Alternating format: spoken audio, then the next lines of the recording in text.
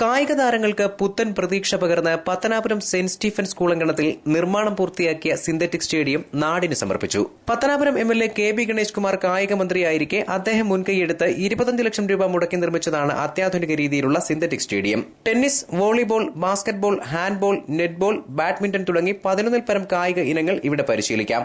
School തലം മുതൽ സംസ്ഥാന ദേശീയ തലങ്ങൾ വരെയുള്ള മത്സരങ്ങൾക്ക് ഈ സ്റ്റേഡിയം പ്രയോജനപ്പെടുത്താം. നിറപ്പകിട്ടാർന്ന സ്റ്റേഡിയം ശക്തമായ വലയാൽ ചുറ്റപ്പെട്ട നിലയിലാണ്. സ്റ്റേഡിയത്തിന്റെ 4 വശവും കാണികൾക്ക് ഇരിക്കുന്നതിനുള്ള സൌകര്യത്തോടെയാണ് നിർമ്മാണം നടത്തിയിട്ടുള്ളത്. പകലെന്നോ രാത്രിയെന്നോ വ്യത്യാസമില്ലാതെ 24 മണിക്കൂറും ഇവിടെ മത്സരങ്ങൾ നടത്താം. അത്യാധുനിക വൈദ്യുത ലാമ്പുകളും ഇതിനായി ക്രമീകരിച്ചിട്ടുണ്ട്. സിന്തറ്റിക് സ്റ്റേഡിയം നിർമ്മിച്ചു നൽകിയ പത്തനാപുരം എംഎൽഎ കെ.ബി. ഗണേഷ് കുമാറിനെ വാദ്യമേളങ്ങളുടെ അകമ്പടിയോടെയാണ് സംഘാടകർ സ്വീകരിച്ചാനയിച്ചത്. നാടമുറിച്ച് സ്റ്റേഡിയത്തിലേക്ക് ഇറങ്ങിയ ഗണേഷ് കുമാർ കായിക താരങ്ങൾക്കും വിദ്യാർത്ഥികൾക്കുമൊപ്പം ഹാൻഡ്ബോളും വോളിബോളും കളിച്ചത് കാണികളെ ആവേശഭരിതരാക്കി. News bureau, Pathanapuram.